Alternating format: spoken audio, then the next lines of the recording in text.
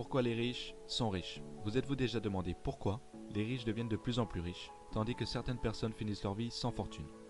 Robert Kiyosaki, un investisseur et businessman américain, a plus qu'étudié le sujet, il l'a vécu. Son livre « Père riche, Père pauvre » en témoigne. Ce qui m'a le plus interpellé dans son ouvrage, c'est l'idée qu'il développe grâce à un schéma. Ce schéma, le voici. La première colonne représente les revenus actifs, alors que la seconde montre les revenus passifs. Le quadrant représente 4 types de personnes. E pour les employés, S pour les indépendants ou auto-entrepreneurs, B pour les chefs d'entreprise et I pour les investisseurs. Quand tu es employé, tu as un travail. Tu échanges ton temps et des efforts pour un salaire. Si tu arrêtes de travailler, tu n'auras pas de revenus. C'est pour toi une sécurité de savoir qu'à la fin du mois, tu auras un salaire. Mais les employés sont limités par des règles en vigueur dans leur entreprise. Donc à la fin de la journée, tu as échangé ton temps contre de l'argent. Les auto-entrepreneurs n'ont pas un travail, mais possèdent un travail.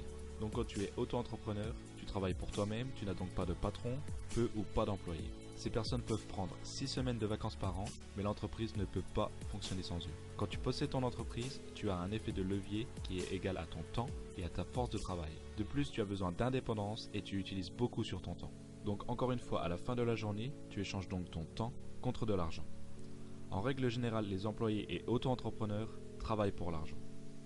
Maintenant, voyons la seconde catégorie qui représente les personnes ayant des revenus passifs.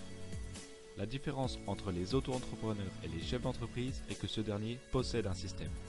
Quand tu possèdes un système, tu as du personnel qui travaille dur pour toi pour te générer un ou plusieurs revenus.